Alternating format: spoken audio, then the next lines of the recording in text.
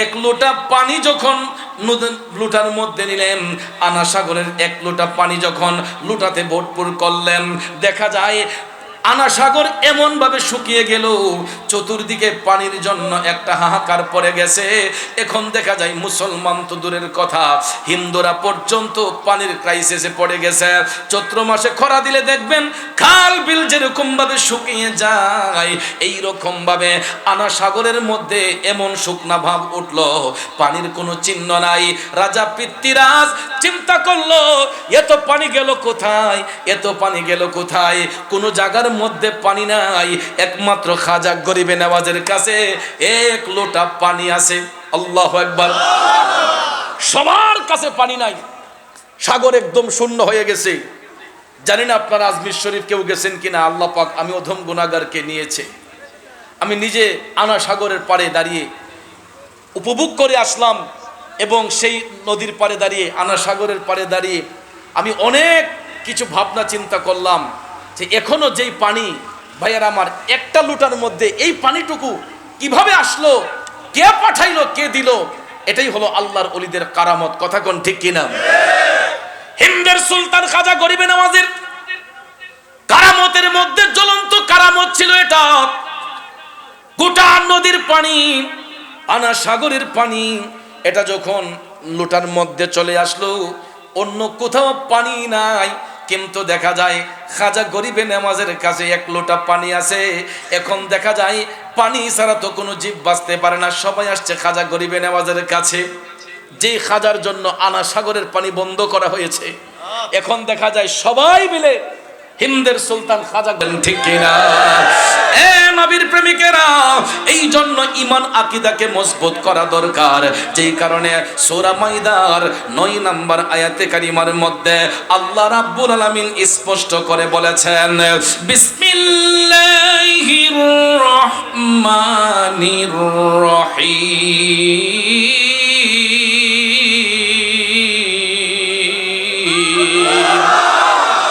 وعد الله الذين آمنوا وعملوا الصالحات لهم مغفرة وأجر عظيم। জোরে বলুন ঘোষণাকার।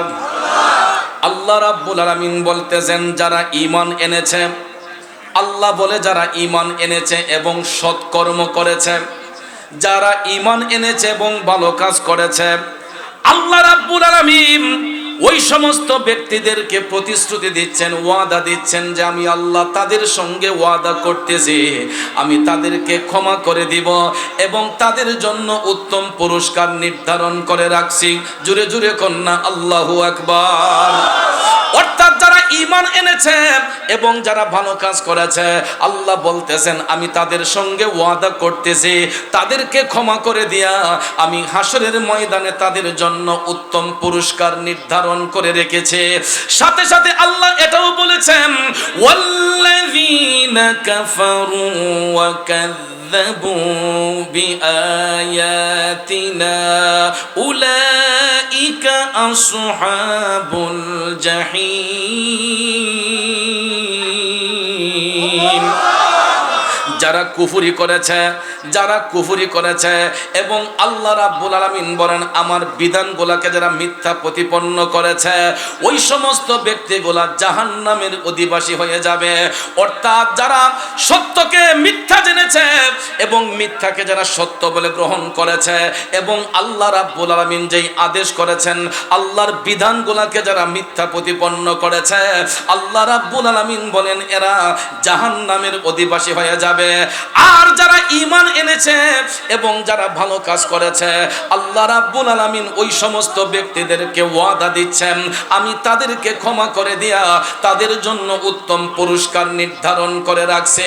তাইলে বাজান আমার বন্ধুরা আমার, এই যে দেখেন আল্লাহ রাব্বুল আলামিন রহমতের বৃষ্টি দিয়েছিলেন, আবার আল্লাহ বৃষ্টি বন্ধ করেছেন, আবার আল্লাহ চাইলে বৃষ্টি দিতে পারে কি পারে না? এখানে ভাইয়ের আমার, বন্ধুরা আমার, যারা সবর অর্জন করবে, যারা আল্লাহর প্রতি বিনয়ী থাকবে, আল্লাহ রাব্বুল আলামিন ওই সমস্ত ব্যক্তিদেরকে পুরস্কৃত করবেন।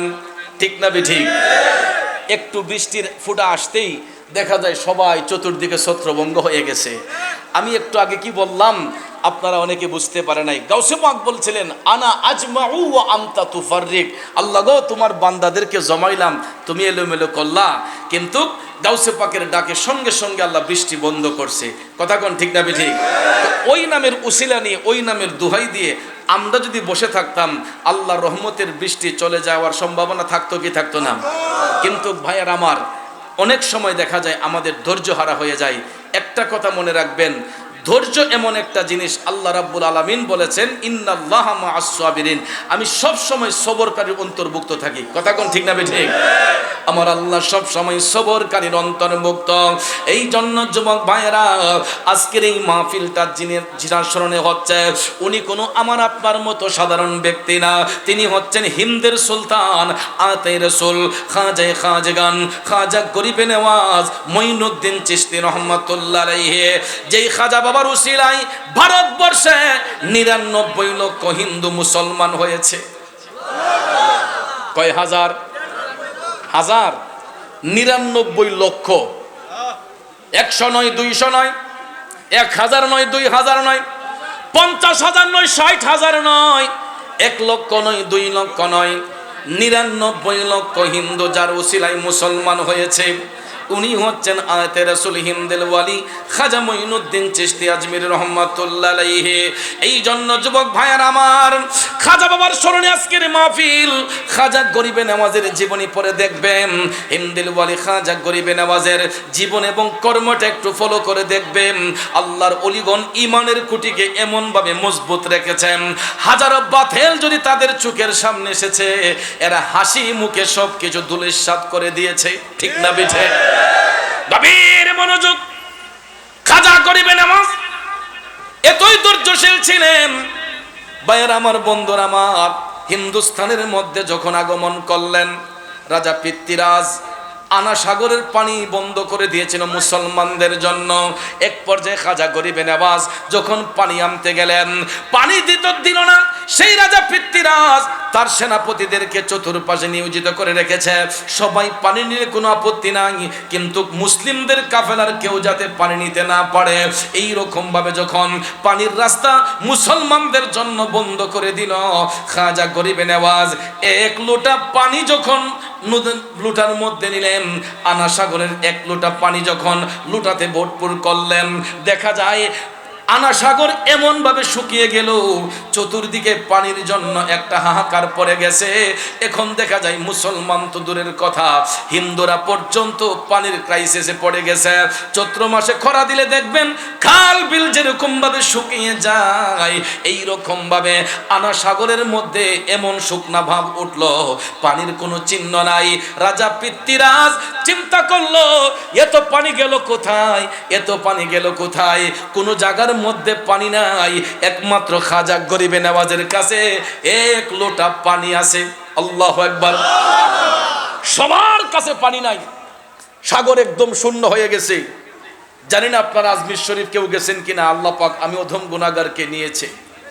আমি নিজে আনা সাগরের পাড়ে দাঁড়িয়ে উপভোগ করে আসলাম, এবং সেই নদীর পাড়ে দাঁড়িয়ে, আনা সাগরের পাড়ে দাঁড়িয়ে আমি অনেক কিছু ভাবনা চিন্তা করলাম যে এখনো যেই পানি, ভাইয়ার আমার, একটা লুটার মধ্যে এই পানিটুকু কিভাবে আসলো, কে পাঠাইলো, কে দিল?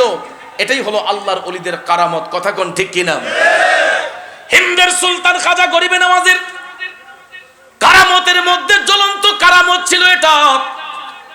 গোটা নদীর পানি, আনা সাগরের পানি, এটা যখন লুটার মধ্যে চলে আসলো, অন্য কোথাও পানি নাই, কিন্তু দেখা যায় খাজা গরিবে নেওয়াজের কাছে ১ লোটা পানি আছে। এখন দেখা যায় পানি ছাড়া তো কোনো জীব বাঁচতে পারে না, সবাই আসছে খাজা গরিবে নেওয়াজের কাছে। যে খাজার জন্য আনা সাগরের পানি বন্ধ করা হয়েছে, এখন দেখা যায় সবাই মিলে হিন্দের সুলতান খাজা গরিবে নেওয়াজের কদমে আইসা কয়, হুজুর আমরা তো পানি শূন্য হয়ে আছি, আপনার কাছে কিছু পানি আছে, আমাদেরকে কিছু পানি প্রদান করেন। এটা বলার সঙ্গে সঙ্গে হিন্দের সুলতান খাজা গরিবে নেওয়াজ ডাক দিয়ে বললেন, হে আমার ভাইয়েরা, পানি দেওয়ার মালিক আল্লাহ, পানি নেওয়ার মালিক আল্লাহ। যদি বান্দা আল্লাহর প্রতি বিনয়ী হয়, যদি বান্দা আল্লাহর প্রতি দয়াদ্র হয়, যদি আল্লাহর প্রতি যখন ঝুঁকে যাবে, আল্লাহ রাব্বুল আলামিন বান্দাকে রিজিক দিতে কখনো কৃপণতা করে না। কারণ বলুন, রিজিক দেওয়ার মালিক কে? রিজিকের মধ্যে পানি হচ্ছে উত্তম একটা নিয়ামত। কথা কোন ঠিক কিনা?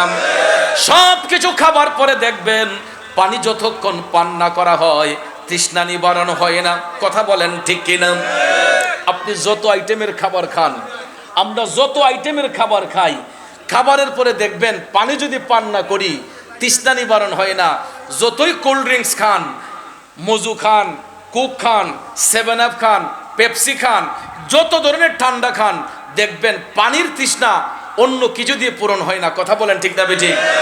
10-20টা আইটেম খাবার খাইলেও 10-20টা আইটেমের খাবার খাওয়ার পরে দেখবেন পানির প্রয়োজন সবারই হয়। কথা কোন ঠিক না বেঠিক?